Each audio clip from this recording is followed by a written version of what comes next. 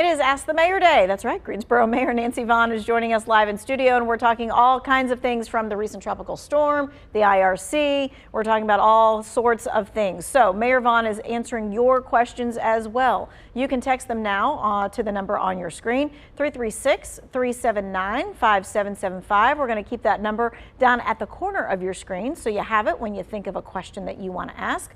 Let's just start with Tropical Storm Debbie.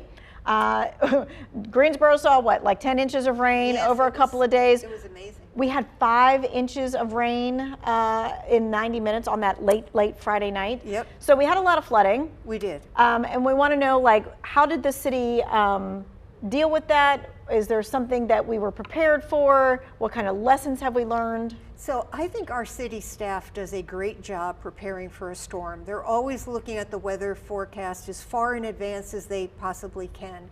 And when they see that there is a possibility of a storm on the horizon, they immediately start looking at creeks and other bodies of water that can flood, making sure that they're cleaned as well as they can be. You know, not only do we mobilize like our field ops guys, but Parks and Recreation are out there. So many different departments really mobilized to make sure that we are in the best shape that we can possibly be. It's hard to plan on a rain of that magnitude, especially the intensity of the rain. You know, it's one thing to get 5 inches of rain over 2 days. It's another thing to get 5 inches of rain in 90 minutes. Right. So I think our staff did a great job getting the city as prepared as it possibly could. Any lessons learned? Was there anything that anybody like raised their hand and said, hey, next time we need to be doing something with this? Or you know, I think they've got it down pretty good at this point. It really just depends on the weather report, and you know that they can go either way sometimes, right, and how much notice. But I know that everybody was working like double shifts for 7 days beforehand, and then of course not only that, they have to come for the cleanup. So you know, if you see some of our workers out around, make sure you say thank you to them, because they've been working pretty hard for a long time. Yes. Speaking of the cleanup, the city is still cleaning up from like Gillespie Golf Course. Oh, what hit a pretty shame. bad. Do we Yes, know the it efforts was. that are going on with that? Well, you know, sure you've showed footage of it or pictures, and there was a rather large tree that went through the clubhouse area. You know, I don't know for sure, but I doubt whether or not that building could be saved at this point. There was an awful lot of rain that made it into the building. You know, the good thing about that is that Gillespie is planned for a big modernization, great golf course renovations, and it might be a good time for us to also look at putting in a new clubhouse. All right, so already they were slated for those kinds of changes, so maybe it'll just move those up. Yes. Okay, all right. So earlier this month, the go ahead. clubhouse was not included in the changes, but now there certainly is a reason to make sure that they build back better. Gotcha. All right, so City Council voted earlier this month to continue funding the IRC.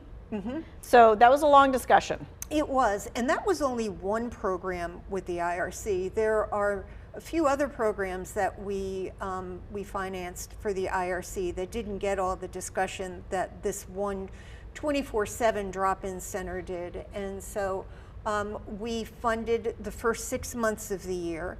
And you know, we've asked them for certain deliverables. They gave us a 30, 60, 90-day plan.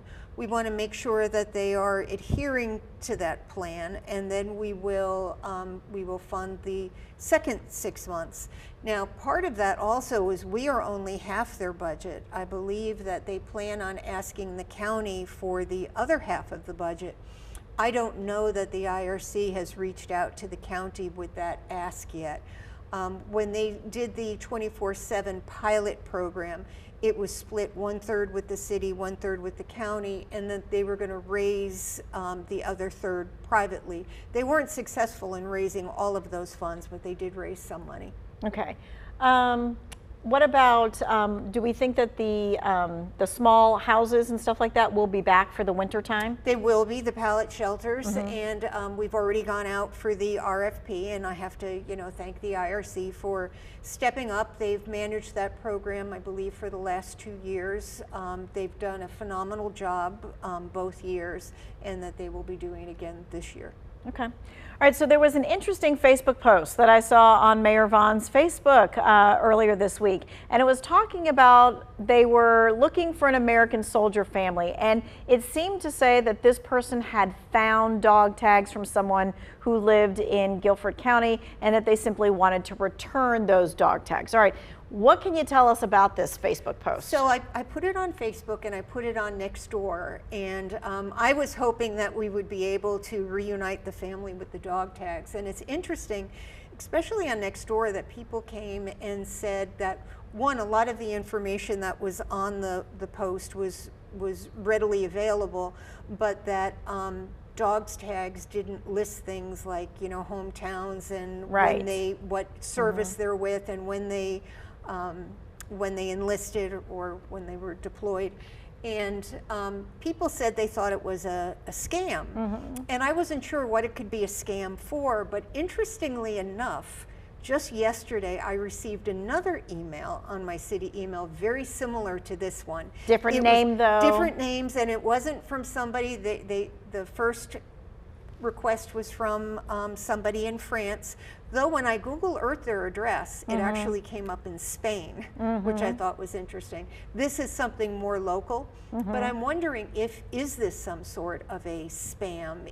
Will there be an ask, you know, like, right. thank you for telling us, but we're gonna need $100 to ship them to ship or it to you, yes, okay. So I guess what I would caution people is to still hope, you know, that there's goodness out there. Sure, because there's lots of good stories like this that are out there. There are, but I would ask people just to maybe take a moment and reflect, because it's amazing how we're getting scammed lately by all different types of things. And I can't say that this is a scam, but it has certainly made me question the veracity of that email. Okay, especially since you got one that was very similar. Yes. And you know, anytime somebody has something like that, I think you're right, you have to keep the antenna up, especially if there's going to be an ask. And if there is an ask and you are that family member, you definitely want to see those tags and things of that nature. And we would help you there, 2wants2know-wise, if that happened. Okay. Yes. All right, so what we want to do is we're going to be taking your